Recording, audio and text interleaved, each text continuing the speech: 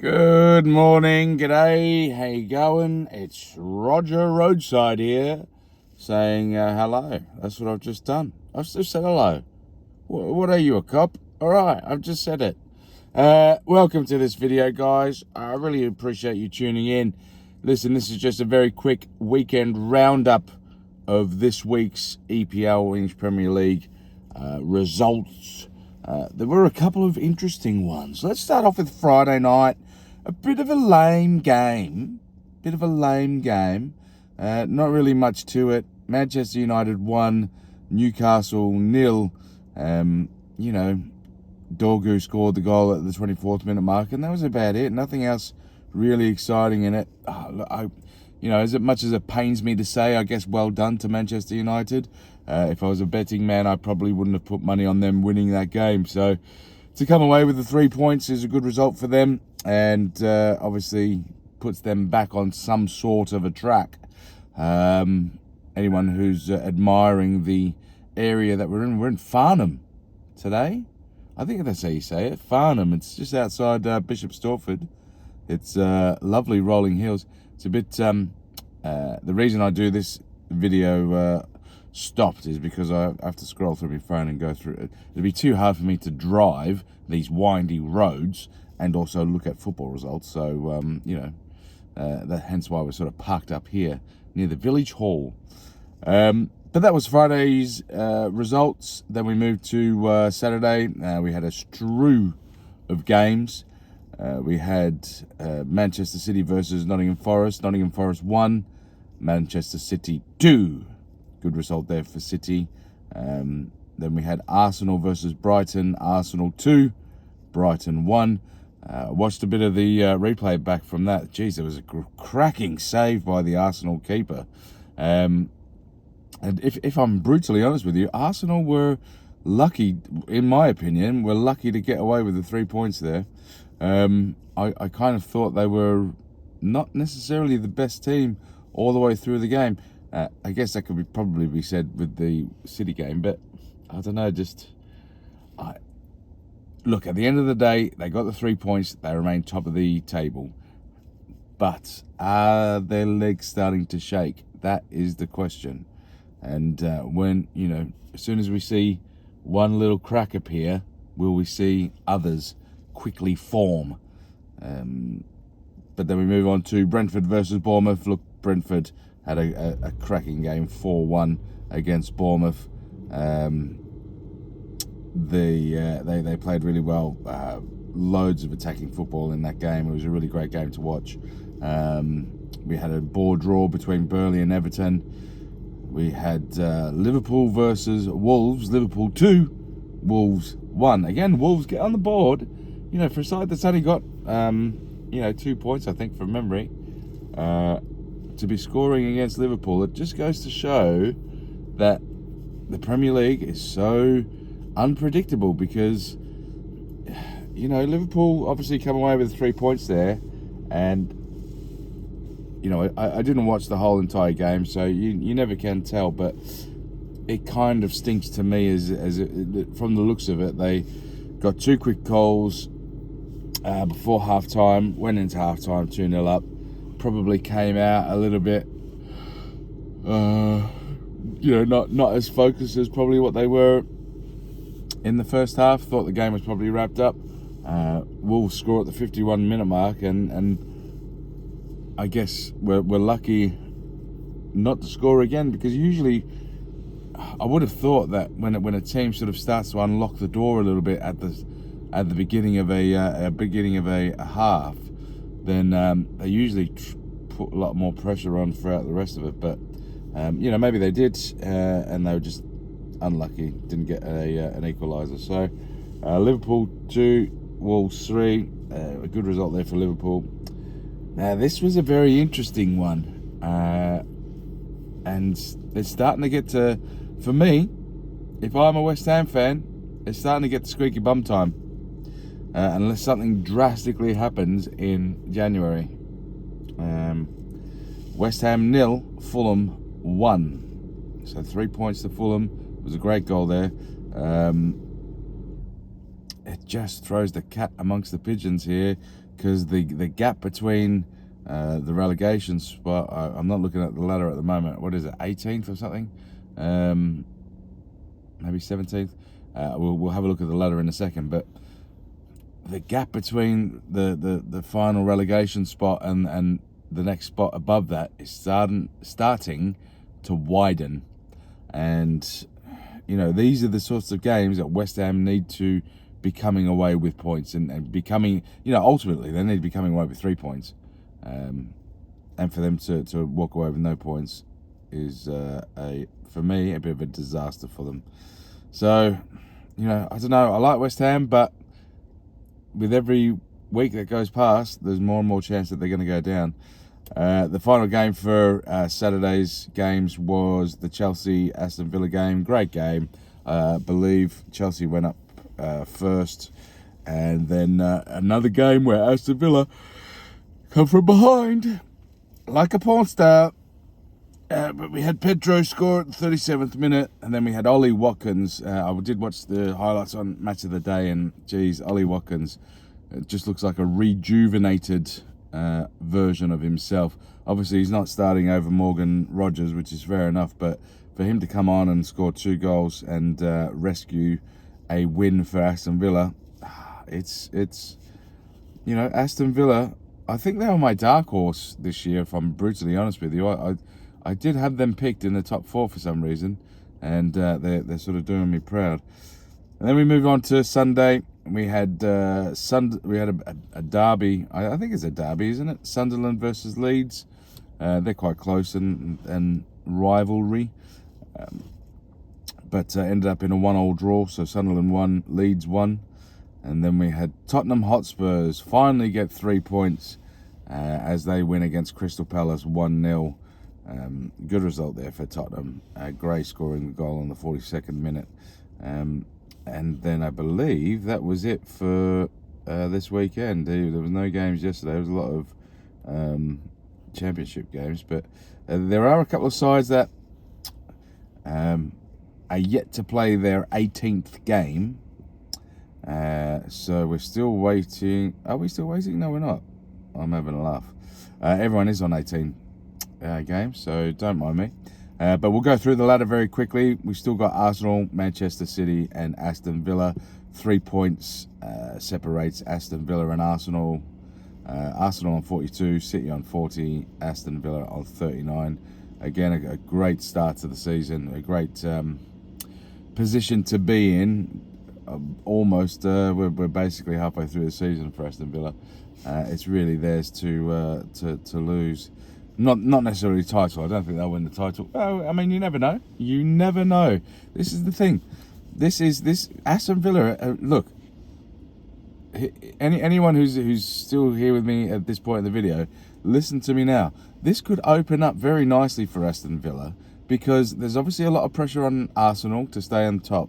There's a lot of pressure on City to claw back that top spot and top dog spot and be that one that wins the championship because of all their investment and all their commitment and all and the squad that they've got.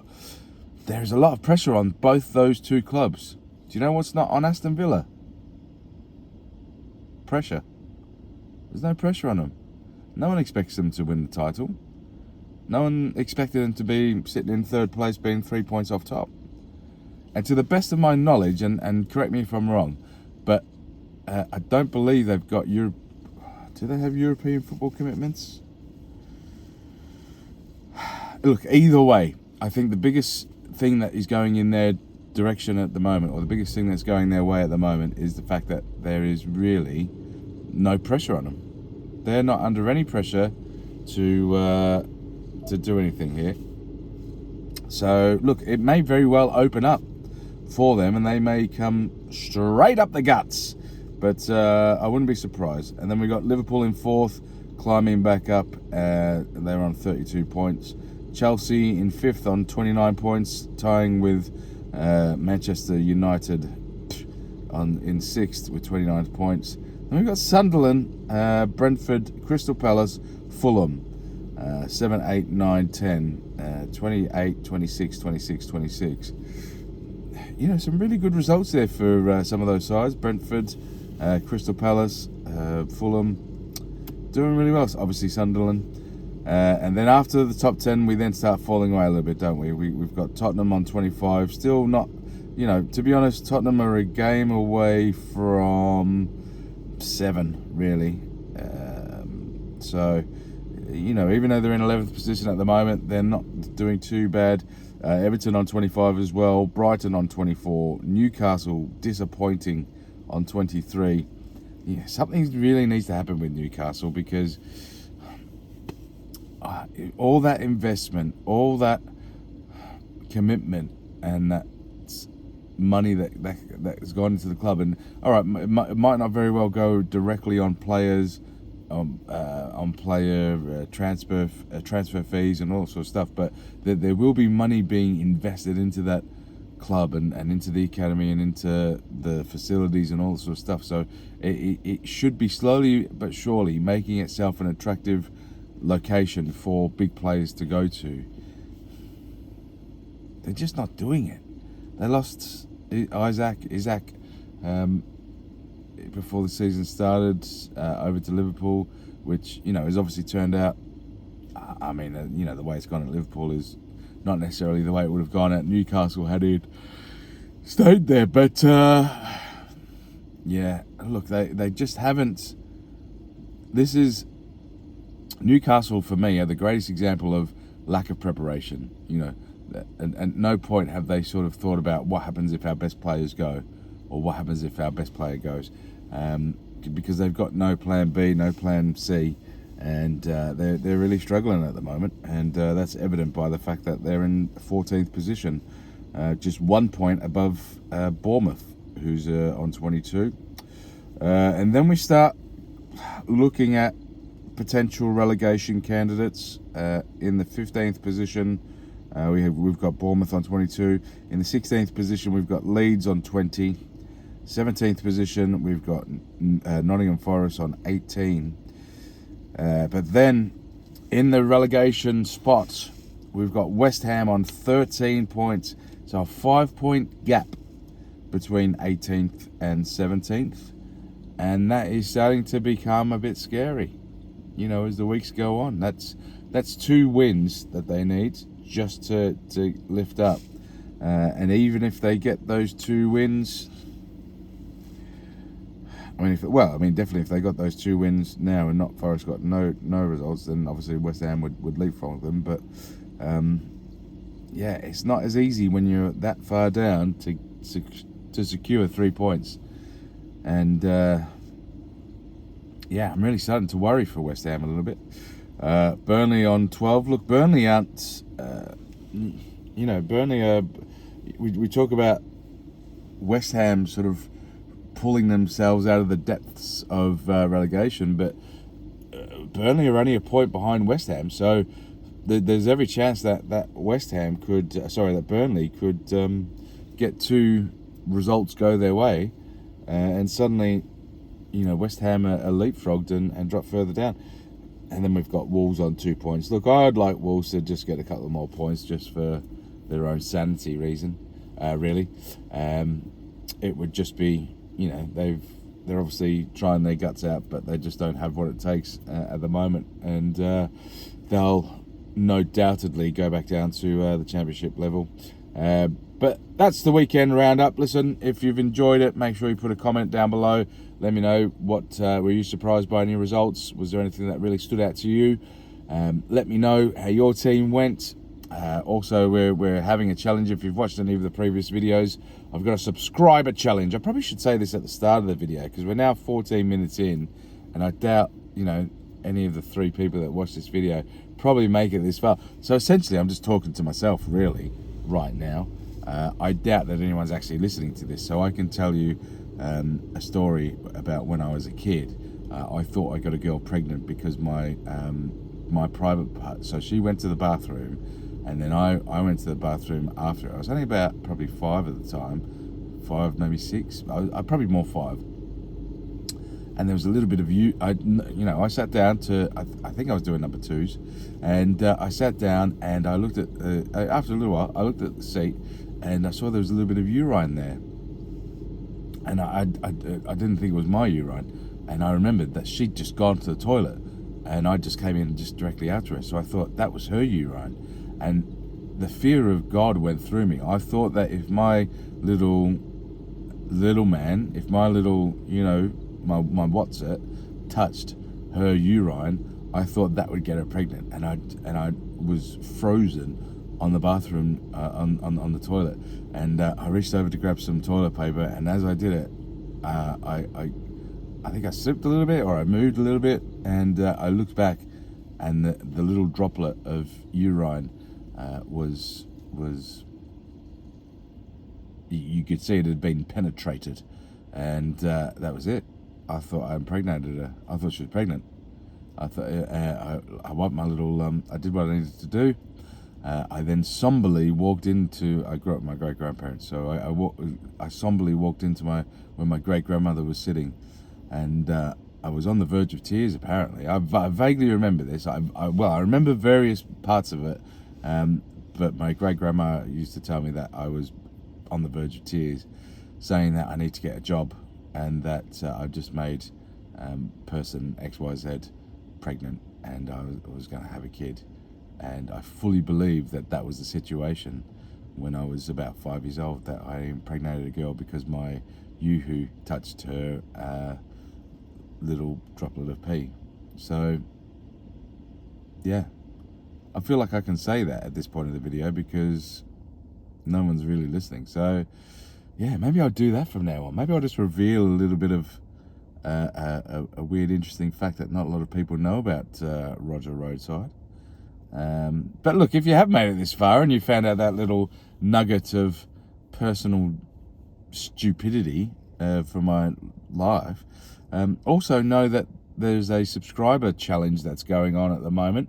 I'm trying to get to 50 subscribers by the 2nd of February. Why, you ask? Because 2nd of February is my birthday, and I'd also like 50 subscribers so I can live stream, and we can have a two-way conversation. We could be like friends. Not like the episode of Friends, but, well, maybe we could be like the episode of Friends. Maybe you guys can be like, Phoebe, and I can be like Chandler, because he was probably my favourite in Friends. But, we can talk about anything, really. But, yeah, trying to get to 50 subscribers, so I'd really appreciate it if you hit the subscribe button. That was a weekly roundup. Make sure you like and subscribe. See you on the next video. Love you long time. Bye!